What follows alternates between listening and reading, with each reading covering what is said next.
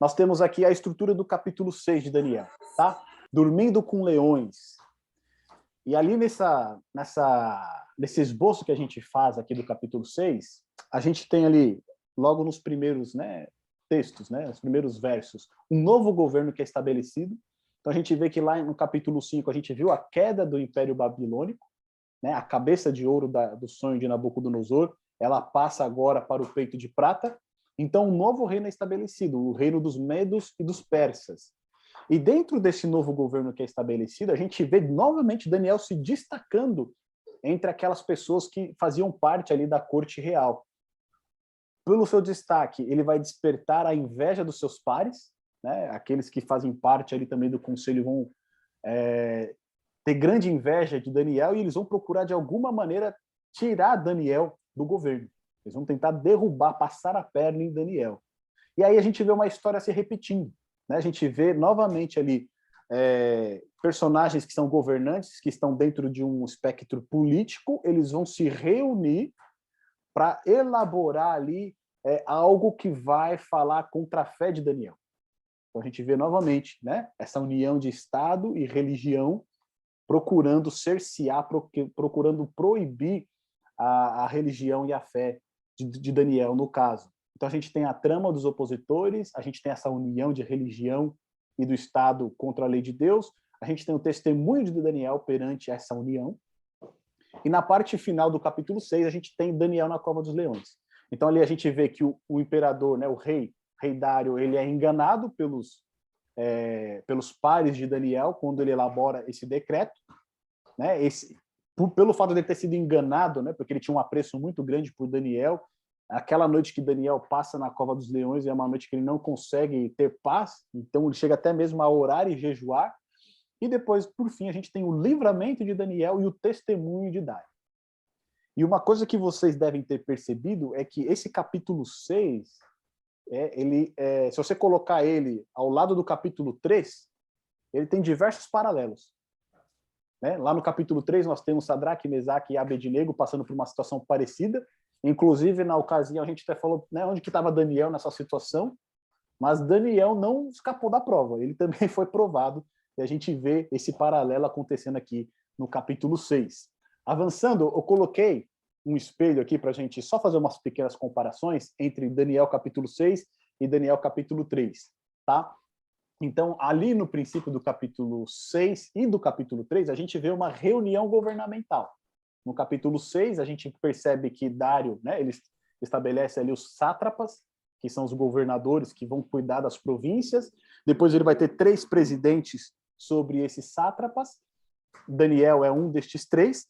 E tudo isso foi organizado, essa hierarquia, para que o rei não sofresse dano. Ou seja, era algo para que o reinado continuasse funcionando normalmente. Já em Daniel 3, a gente vê a reunião que Nabucodonosor promove quando ele chama todos os governantes para a consagração da sua estátua.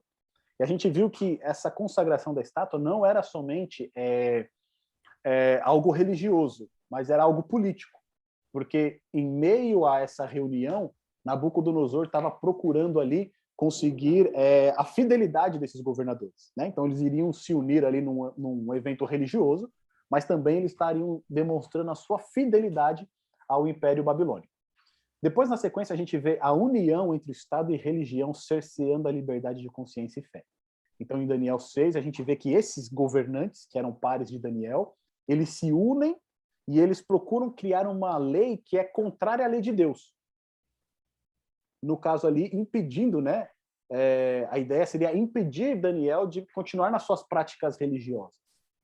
E já no capítulo 3, a gente vê que eles estabelecem um culto religioso e quem não se submetesse a esse culto religioso, ele seria lançado na fornalha ardente. Então, nos dois casos, a gente vê uma união entre Estado, né, e religião para promover ou uma falsa adoração, ou então para proibir a adoração verdadeira.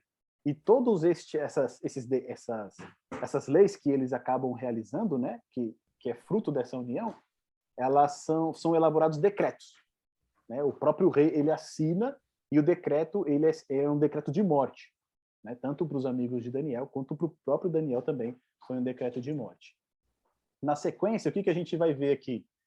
A gente vai ver uma acusação motivada por inveja, né? Então, no caso de Daniel 6, os pares de Daniel chegam acusando ele. Lá em Daniel 3, a gente vê que os caldeus chegam acusando Sadraque, Mesaque e Abednego, né? Tratam eles como cativos, alguns judeus, né? Sempre menosprezando eles, sempre desprezando Daniel e os seus amigos. Por fim, a gente vê que o decreto, além de ele ser promulgado, ele é cumprido, né? Não é algo que fica só da boca para fora, não. É uma lei que ela é escrita e ela é cumprida. Tanto Daniel quanto os seus amigos, eles foram lançados, né? Eles lançados na fornalha e Daniel lançado na cova dos leões. E esse foi realmente um período de provação para os quatro, tanto para Daniel quanto para os seus amigos, né? O decreto ele foi cumprido e ali foi realmente um momento de provação em que eles dependeram unicamente de Deus, o que é constatado aqui na sequência. Então, tanto Daniel quanto os seus amigos, eles têm um livramento sobrenatural. Daniel, um anjo, né? Ele diz que Deus enviou o seu anjo e ele fechou a boca dos leões. Em Daniel 3, o próprio Deus, né, Jesus Cristo, ele esteve ali na fornalha junto ali com os 3 jovens para livrá-los. Por fim, a gente tem o testemunho dos reis. Em Daniel 6, Dário, ele faz um decreto, né? Ele faz um decreto agora a favor do rei, do Deus de Daniel. Ele exalta o Deus de Daniel, ele glorifica o Deus de Daniel.